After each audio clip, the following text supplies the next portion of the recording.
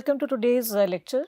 So, today we'll be looking at the metacognition processes in design thinking. So, metacognitive processes in design thinking encompass the conscious recognition and control of one's own cognition and their cognitive processes on the creative problem solving exercise that we are undertaking.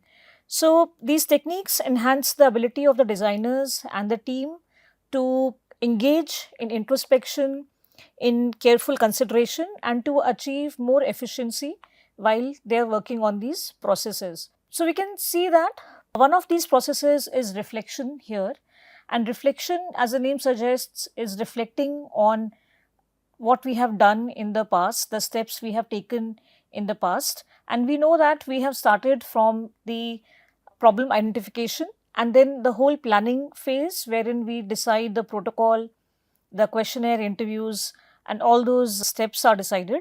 So, reflection can be undertaken at each and every step to look back and see that what have we achieved so far, and are there any ways to improve what we have done so far. So, something new that can be learned, and to improve our creativity and our innovation skills as well. So, this tells the designers that what technique or what we have done in the past that has worked and what hasn't, so that we can also improve our technique for any future projects that we may undertake. So, here is an example.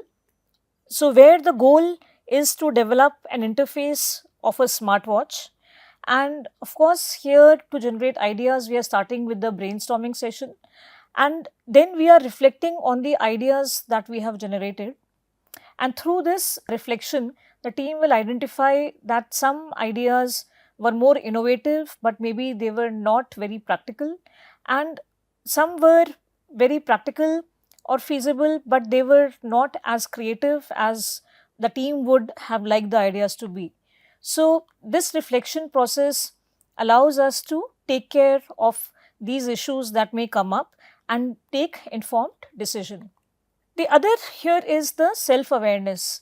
So, self-awareness deals with knowing ourselves, that how aware are we of our processes, and this is about the information that we all have about ourselves, the design team has about itself, and through learning tasks, they increase the knowledge of their strength and weaknesses, as well as some other factors such as the environment, all of which influence the design process. So, when we are aware of ourselves, our requirements, our needs, and also the environment where we are working, so of course, it will all influence the design process, and hopefully it will make it a successful process as well. So, this self-awareness also enables designers to leverage their strengths, acknowledge their biases, and seek appropriate resources or assistance when needed. So, since we know what our weaknesses are, what our strengths are, and we have seen in the previous lectures also that we all come up with certain biases that may be due to our upbringing, the culture that we are exposed to, and other factors. So, when we know that these biases are there and they may interfere in the design process maybe, then we can seek assistance and we can then take care of that bias. So, we have to be aware in order to be able to take care of it. So, for example, I am coming from a certain cultural background and I want to go in a certain direction in the design process with certain ideas, and those ideas I may be biased towards because that is what I am aware of, but these are not the ideas that may be desirable by a larger number of population, and they may also have some issue in maybe feasibility as well. So, I have to keep my personal biases aside in order to come up with the best possible solution for the problem at hand. So, another example here we have is of inclusion. So, now if somebody is healthy, they have perfect vision for example, and no other kind of disability, whether learning or any other. So, they may have the bias of assuming that everybody else is also operating just the way they are. But however, there is a large population which may have poor vision, they may not be able to read very clearly, they may have certain learning disabilities, or some other issues may be there. Even in old age, people are not able to see things very clearly. So now when we have to design this, again this smartwatch, so we have to take care of all the issues that people may be suffering from, and they may want to control their smartwatch so that they can, for example, increase the font size, get a better idea of what they are reading. So this encourages to consider alternate approaches as well. So self-awareness becomes a very important metacognitive process that the team members should use while they are working as a team. So monitoring and regulation of thinking strategies. So since we have this awareness that design process is a constant process where we have to keep on assessing the progress that we have come up with, and also the strategies, we need to keep on changing our strategies if required, depending on the outcome that we are seeing in front of us, the progress that we have made so far.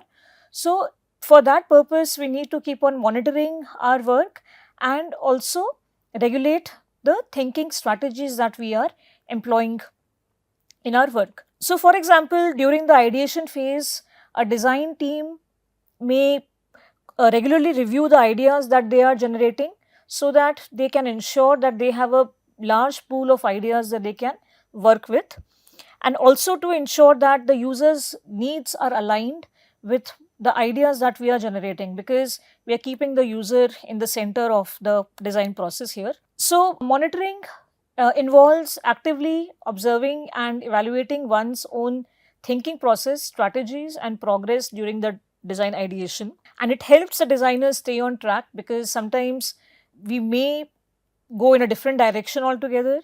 We are solving problem A, but some idea which has come up may be solving problem B, but we have to first take care of problem A and then go for any value addition later on. So this helps us keep in track when we are constantly monitoring our progress, and also the any obstacles or any gaps that we have come across so far, so we can at this stage itself take care of those issues. And the output of course will be optimized when at this stage itself we are monitoring and optimizing all our creases or all the roadblocks that we are encountering. So this is an example here where we see that the goal is to design an educational app, and we have to take the decision based on previous projects. So now we can see here that we have undertaken a project earlier and we are now designing an educational app. So what all learnings we have achieved from previous projects, how will we take them forward, how will we apply them here, and how do we also avoid any kind of issues that we may have seen arising in the past in our projects. So we can see here that how when we recognize some of the past habits that we were using or certain patterns that we were using, that how we need to break free from such patterns which are probably not very fruitful for the final outcome. And so for the same, we have to constantly stop, pause, reflect and monitor our progress, and at the same time also we have to seek any other alternate suggestions or solutions that there may be, because we may come across that what we have used in the past may not work for the present problem at hand. And since the reason being that since we see that the goal is designing an educational app and it is for children, so what probably worked in the past for grown-ups that we designed an application will not work here for children, because they will need to connect with this application and they will not probably connect with the application that is for the grown-ups. Now regulation involves the ability to control and adjust one's thinking, strategies, emotions and actions based on self-monitoring and reflection. So this is very important aspect when it comes to design, and especially when we are working as a team, because one's own emotions and our behavior should not overpower and spoil the future outcome. So now there will be times when some or the other team member will lose their motivation, or where they will be frustrated or they will lose hope, for example, then in those times it is important to understand and regulate our feelings and behaviors and maybe seek help if it is required.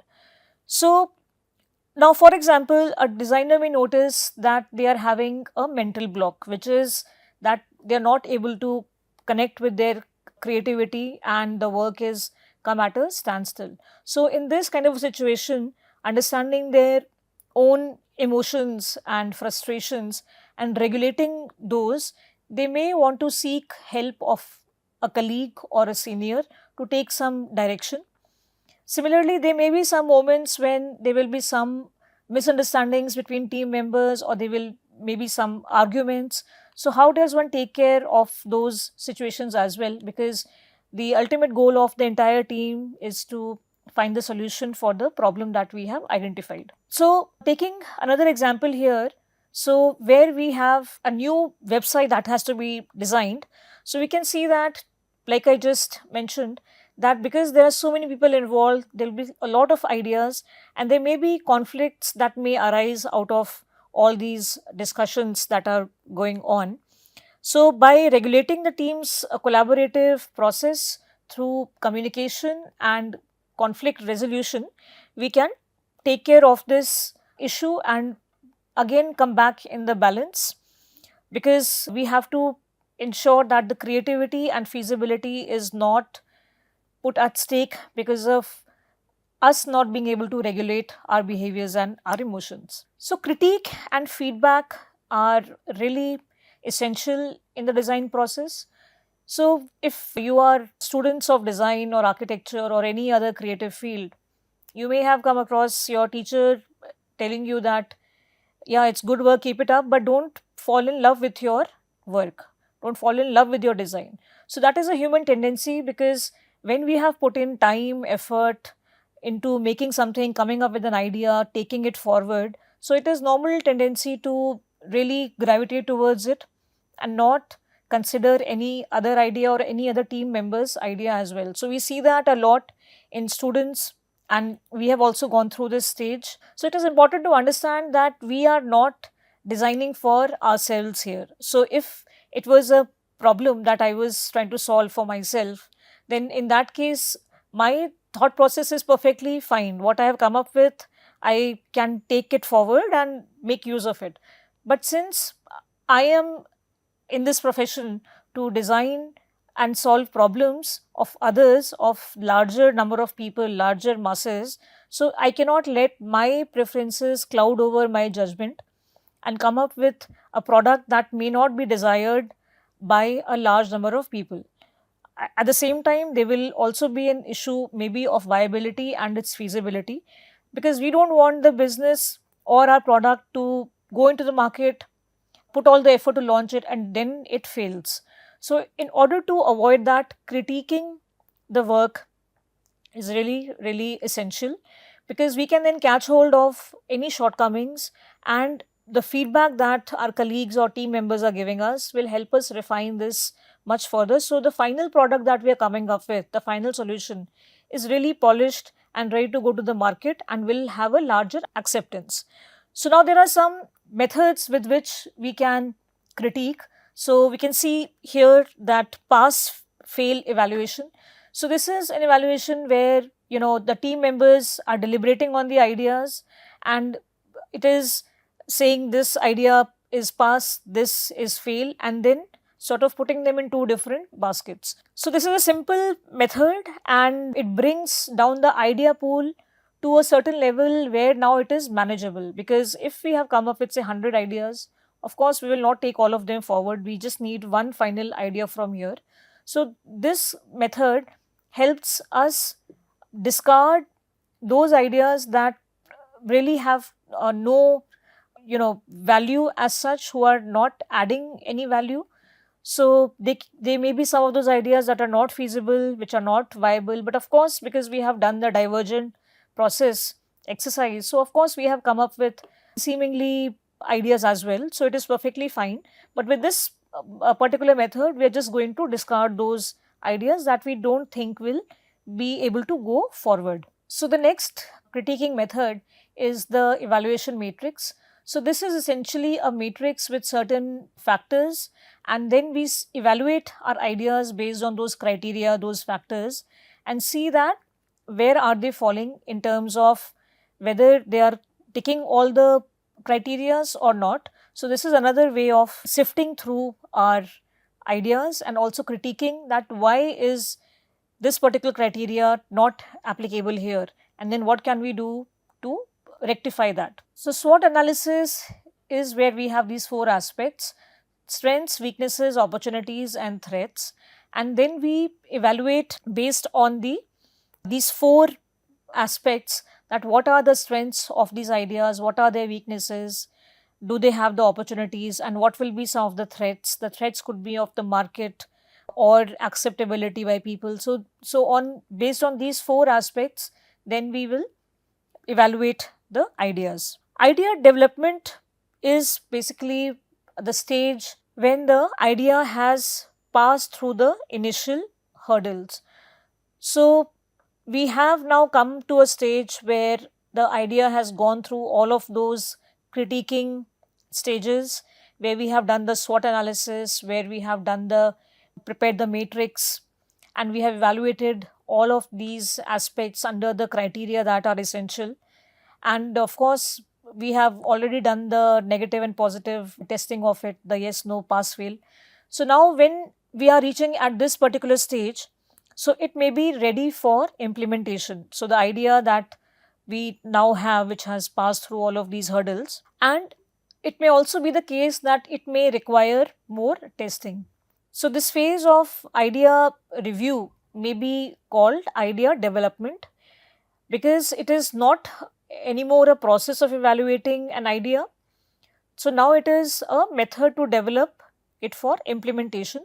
So rather than calling an implementation, we can call it the idea development. So criticism versus improvement. So how are these two interlinked?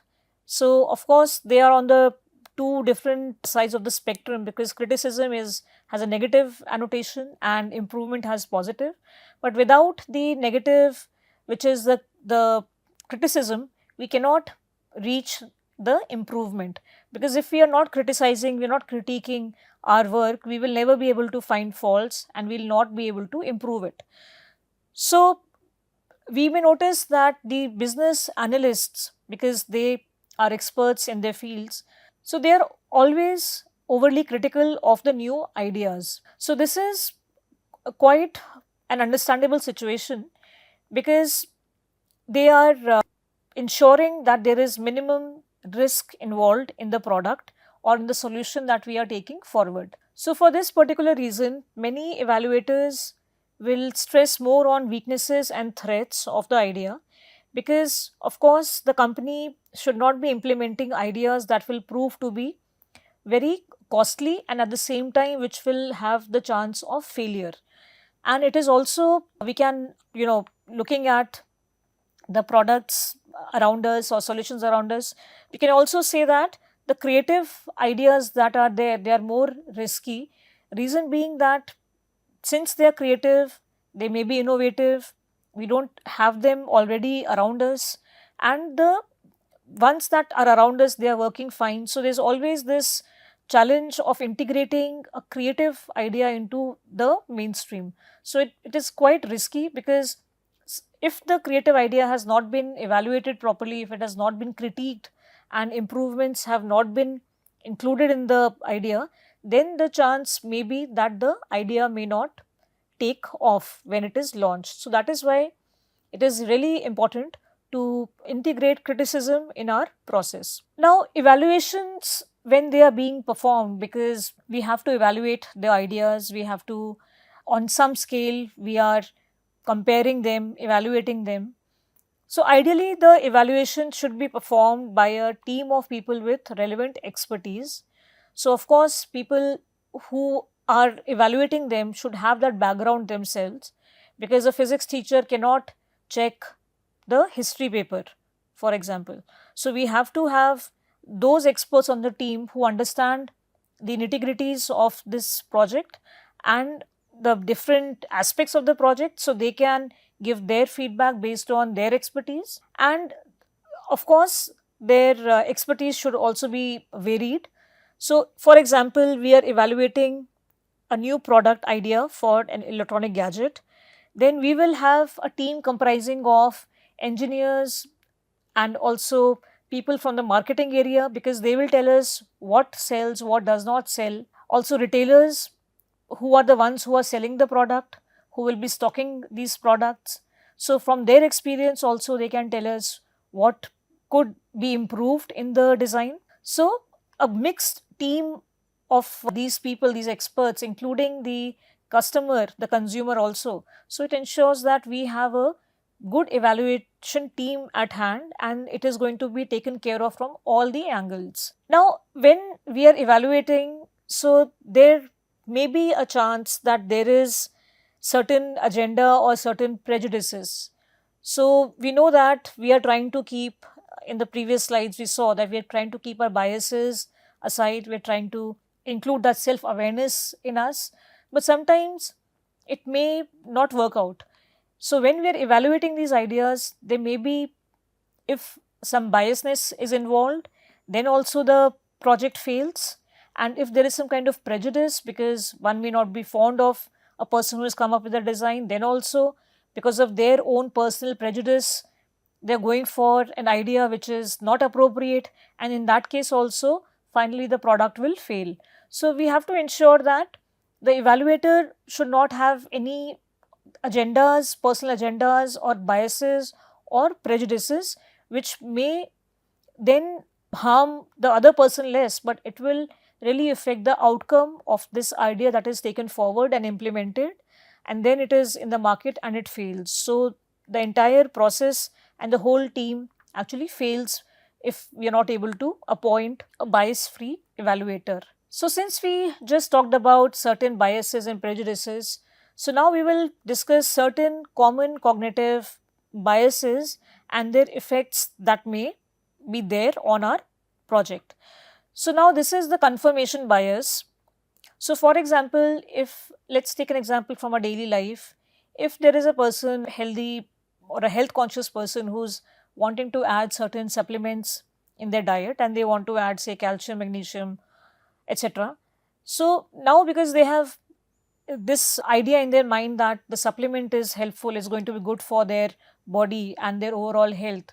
So, their biasness comes up in the way that they will only look for articles which are claiming positive benefits of these supplements, and they will ignore the ones that are talking about the negative aspect of these pills.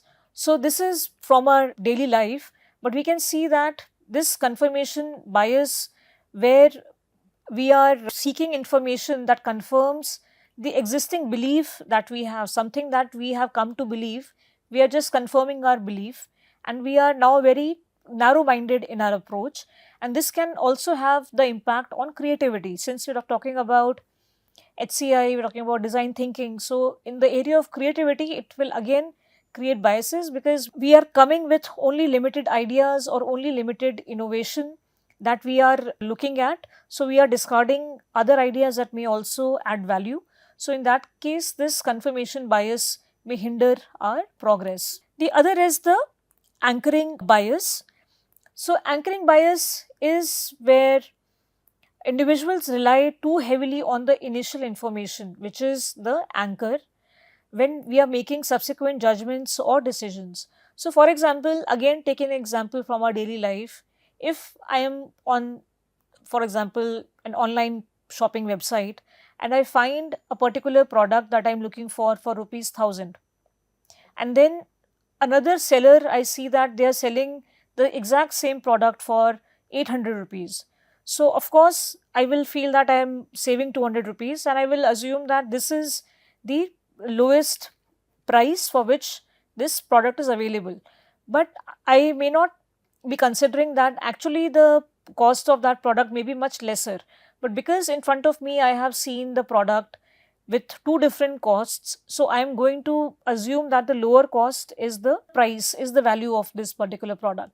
So, this is the anchor bias in my case, where I am anchoring into the lower value product and just assuming that this is the lowest price at which it is available. So when it comes to creativity, so here we can see that in design ideation, the anchoring bias can restrict the exploration beyond the initial concept or solution. So since we have now seen a solution and it probably may be working, so now we will not be able to break free from it and we will not be able to consider any other solution. So we have to be aware that this bias also needs to be taken care of. And then we have the availability heuristic.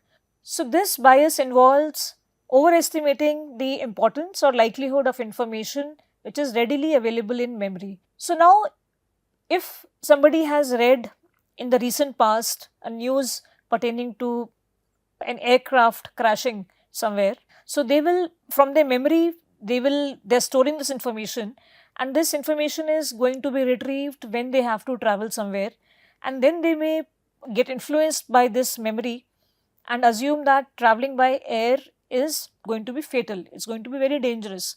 However, the statistics may be pointing out that by air traveling is probably one of the most safest ways to travel. So this is how this may interfere with our thinking. And when it comes to its impact on creativity, so designers influenced by the availability heuristics, they may focus on disproportionately on recent trends, familiar design patterns or successful past solutions. So they will in this case be limiting their explorations. They will not be exploring for some novel or unconventional ideas because they are very comfortable with the ones that they have explored in the past, or they are looking at the trends which are booming right now. So that will again act as a hindrance in the creativity process. So in today's lecture, we saw that how these cognitive biases can really hinder the design process. So when we are involved in this process, so we have to be aware of all of these biases that may be there so that we can come up with the most viable and the most optimized solution for our problem. So with this, we will end today's lecture here and I will see you all in the next class. Thank you.